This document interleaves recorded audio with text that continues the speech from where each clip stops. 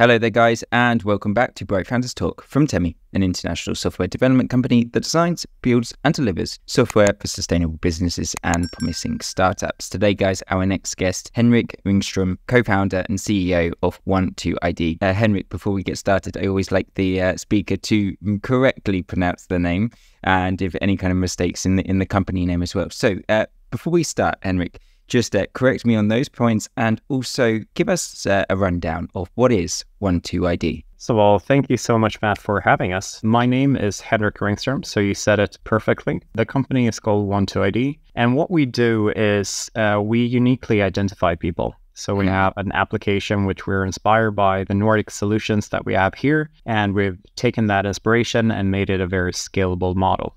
We're venture capital based. We have an office in Sweden. We have another office in Nepal, and we started 2019. Tell me, before we go into the world of everything that you're doing at 12ID, tell me a little bit more about the man behind the machine. Who is Henrik Ringström? Very philosophical question, I know, but who is he? So I'm 36 years old. I live in Stockholm. I have a daughter who's about 1 year old, and I have my partner living here in Stockholm as well. Tell me something more about you, Henrik. What is maybe one thing that not many people know about you, but is actually quite important to you? I have people telling me about them doing some kind of, I don't know, extreme sports, or they play an instrument or something. Have you got anything like that? Well, I love playing guitar. I've always loved music, and I believe myself at least, have an ear for it, a habit for it. Unfortunately, I don't have as much time today as I usually have. But I picked up the guitar when I was 12, 13 years old, and I played very actively for about 10 to 15 years. But unfortunately, due to kind of work and life and so on and so forth, it's been reprioritized lately. For sure. Yeah, I can imagine. So you've got a lot of work on your plate, which we will go into in a second. In the world of entrepreneurship, people obviously have different approaches to being an entrepreneur.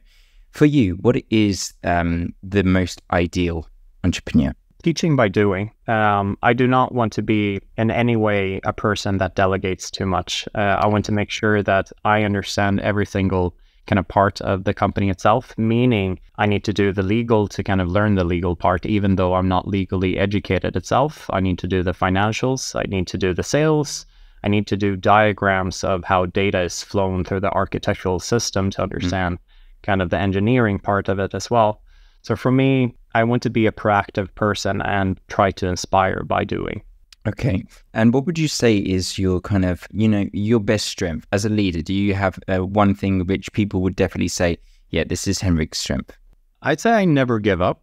Probably something people would kind of know about me. I'm very kind of eager to make sure that it goes through. And if you push enough, almost anything goes through in the end. It just needs to kind of get to that kind of limit where you really feel that I could give up, but you don't do it. And did you always have the desire to be an entrepreneur? Because obviously you have your history behind you and weren't obviously an entrepreneur from such a young age as people are being these days. There's so many entrepreneurs, so many co-founders, startups that are starting, and people were starting from the ages of 21, 22 and being that entrepreneur. Did you always have the desire, or was it something that you kind of felt you wanted to do as you went on in your career? Not at all. I started, my father worked for 40 years within kind of banking and international banking for several different banks. And my mother was an entrepreneur. So I think in the beginning, it's in the blood. I took more inspiration in the beginning from my father and became quite risk averse. Began my kind of career within corporate finance and M&A and so on and so forth, but then did a more pivot during my career where I found that I received better sort of results and better performance from myself from a personal perspective when I had a more creative kind of atmosphere, which entrepreneurship really provides. Absolutely. And did you ever have that kind of frank conversation with your mother to be able to understand entrepreneurship even more so, and what would be her advice to you? Well, there's many types of companies. I mean, right now we're running a venture capital funded company. We're 15 people and so on and so forth. But my mother runs more an organically grown company itself, a consulting company, meaning that she took a lot of the job home, sitting from home, working from home, also working from the office. But that made me kind of see how she worked and how she kind of had the flexibility to work, setting up times for herself and so on and so forth. So we haven't sat down and had a discussion per se. However, I've kind of grown up with it for 20, 25 years. Nice. Very nice. Okay. Let's go into the world of One2ID a little bit more. So can you provide me more of a more general overview of One2ID and its mission to create a more secure, convenient and exclusive digital world for individuals and businesses? Tell me a little bit more about that. So there's 7 countries around the world, the Nordic region and the Baltic, Singapore as well, that has a unique identification that is provided to the citizens of each country per se, that allows them not just to uniquely identify themselves digitally, but also kind of capture themselves in an ecosystem, and not through the app itself, but via the app, connect to any sort of company, and then provide that sort of unique verification. I think this is something where I know this is something that when discussing with other countries outside of these territories itself, this has become a true inspiration, meaning that they look at the solutions that are in place. They understand that it's very localized. They're very non-scalable per se. Hence, they're reluctant to implement it, but they want to find this possibility to build an ecosystem, both for the society and the citizens itself, but also from banking perspective, maybe for their customers, or an insurance company for their customers, to be able to reuse to their identity to kind of connect to different things. So the entire thing is inspired by an ecosystem to make sure that everyone is financially included in each country. And where did this kind of inspiration come from? Was it something that you were sitting down with your co-founder? Were you friends before this? Or was it an idea which you kind of built for many years? No, not at all. We began quite opposite. We found each other, and I come from kind of an operational, legal, financial sales background, and he comes from a technical background.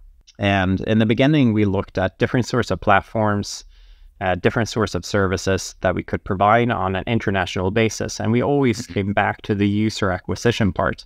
How do we uniquely kind of identify someone and onboard them in a very convenient way to grow as fast as possible? And wherever we looked outside the Nordic region, as I described before, and the Baltics and Singapore itself, it always became harder and harder and harder. The banking systems are predominantly 90 to 95% username and password based. So receiving kind of customers from any sort of service that is more local is very, very hard.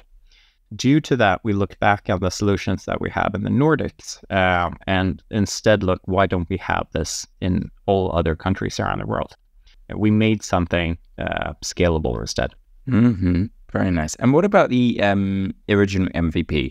What did the original MVP look like at the beginning? And also a question I always give to the speakers, were you satisfied with the original MVP when you put it out there? No, not at all. But I'd say the original idea, rather, has been the same from the very beginning. Now, this is incredibly difficult to build from a technical perspective. Hence, the original MVP is almost something we're still striving for. We do have our product ready and kind of ready to use and so on and so forth. However, the question is always, what is a ready product? The product shouldn't be ready. By then, you kind of should pivot to something else and focus on that area. So we're always striving to kind of improve and make sure that we have a better and better and better and better solution. Because what we, and an overall, and we can go into detail in it, but an overall thing of what we're doing is that we're verifying people without touching any sensitive data whatsoever. So when the original MVP, obviously the original one, when it was finished, what was the dissatisfaction with it? Because a lot of the speakers on the show, they tell me that if you go to market with an MVP that you're happy with, then you've waited way too long to go to market. What were kind of the aspects which you didn't so much like about the original MVP? It was centralized. So what I mean with that is the back end of it to verify another person. Almost all identity solutions out there are based on either PKI, which stands for public key infrastructure, or similar structures of back-end technology itself.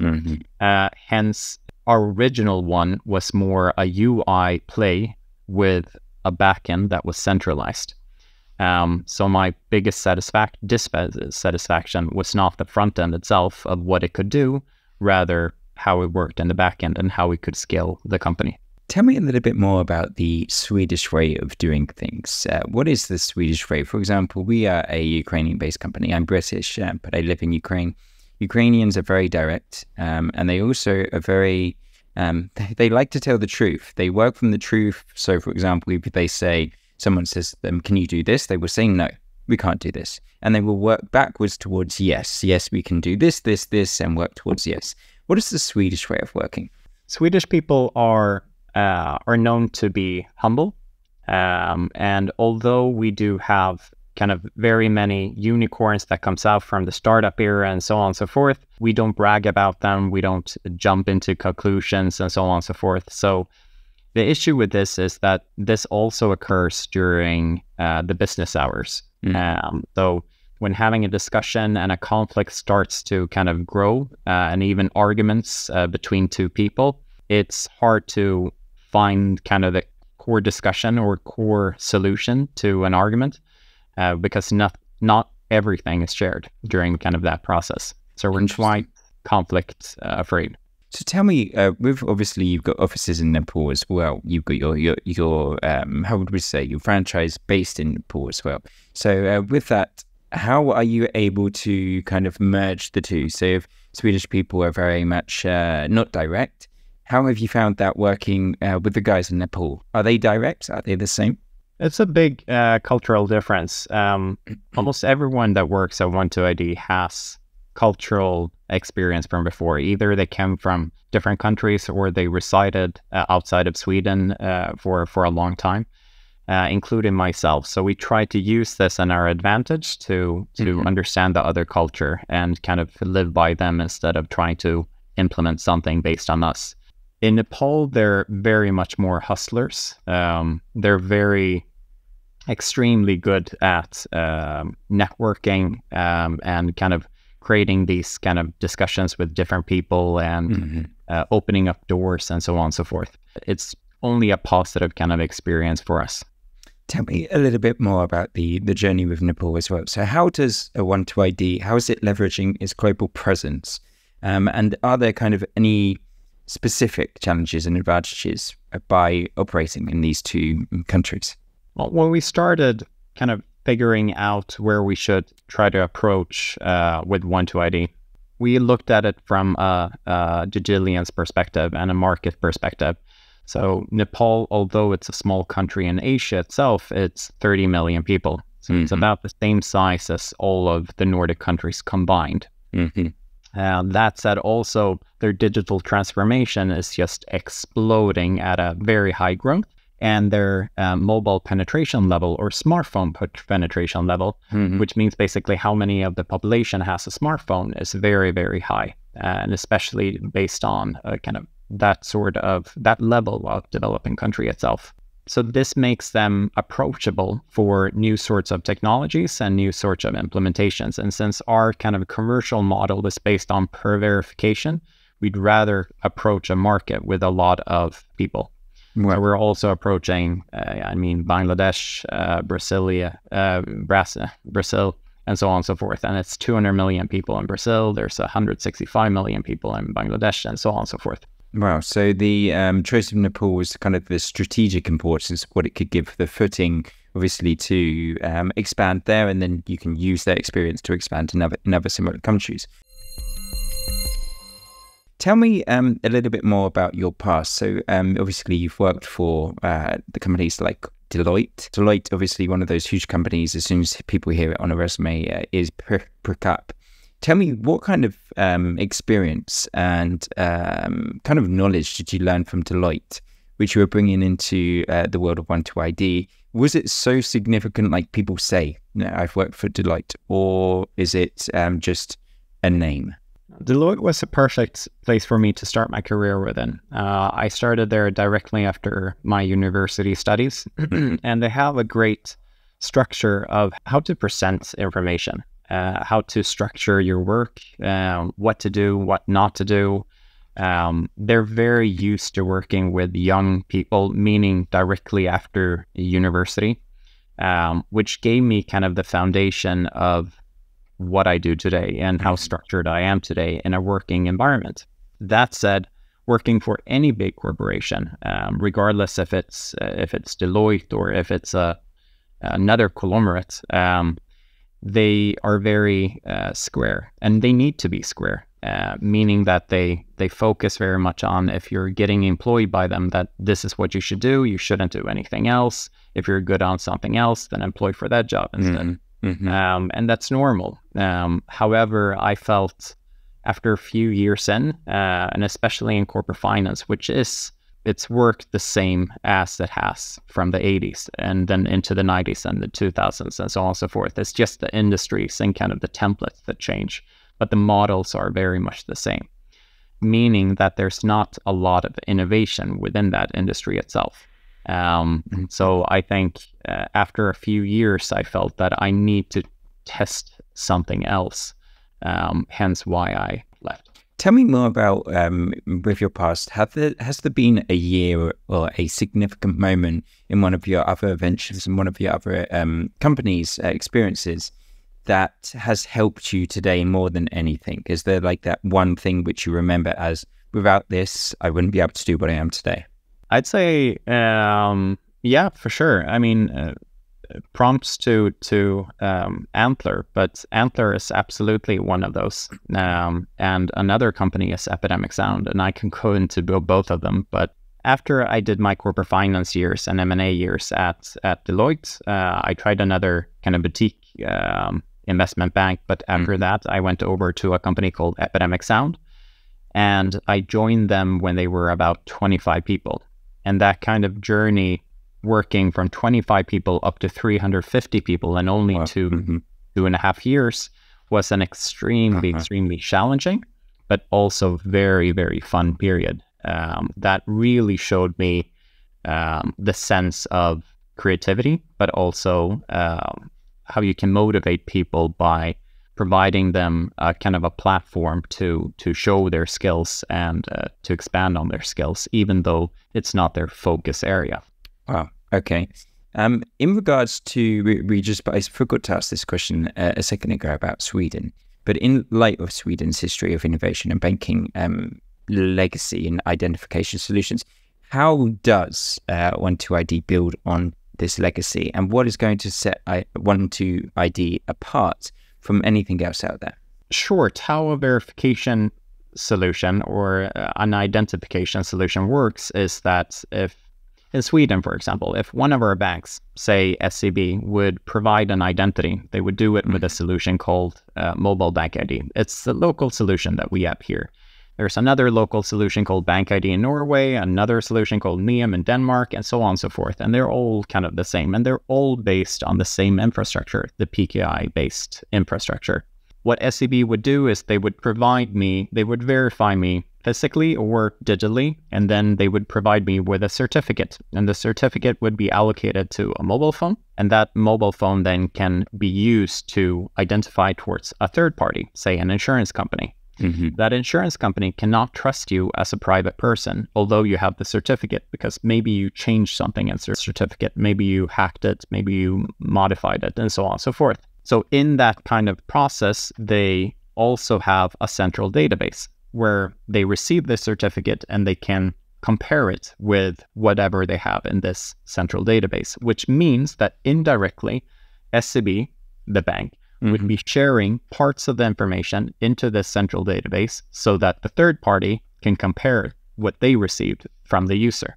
This is an issue because everyone is sharing information about the private person with each other, which goes both against GDPR and kind of how you should share information, which makes it all centralized. This is also how signing solutions work, like DocuSign and so on and so forth.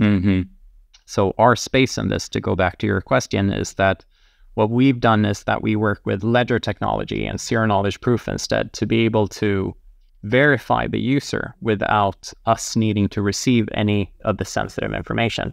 We can basically say that the information that the third party has received, say the insurance company, without the insurance company needing to share any of that information to us as a verifying point, just by algorithms. And this is what opens up, for example, a bank to use the same solution in all the countries. Okay, well, a little bit of a head explosion there. Oh, no. Tell me, Henrik, amazing. But tell me, Henrik, a little bit more onto the personal side. One of the questions which, coming towards the end of this episode, just got two more for you. One of which I always ask our speakers, and that's, what would you like your legacy to be? What would you like your legacy to be? I've always tried to find what my actual driver is, because it's not kind of money. It's not, I've had a hard kind of time putting my finger on what drives me. But I think, to be honest, it's just my own kind of motivation to know that I actually can create this. This is something that I have done, and no one else can take credit for this. So I'd say that the legacy itself is just for me, myself, to know what I have created. Not for any kind of public recognition. Wow. Okay. So it's the creation and the success of being able to create, basically. Correct. Well, okay. And Henrik, the last question for you. I'd like to ask the speaker, what would you like the listeners to leave with? Their lasting thought on 12ID. What would you like that lasting thought to be? Don't give up. Really don't. It's extremely challenging. And if it's not kind of market dynamics and so on and so forth, that it's hard to fund the company because of other kind of market dynamics and so on and so forth, it's something else. So there will always be challenges ahead, always. And these challenges are not always the same for all companies, but just believe in yourself and keep running. And I promise it will go great. Perfect. Thank you very much, Henrik. Henrik Ringström, co-founder and CEO at 12ID. Henrik, thank you so much for coming on. Thank you.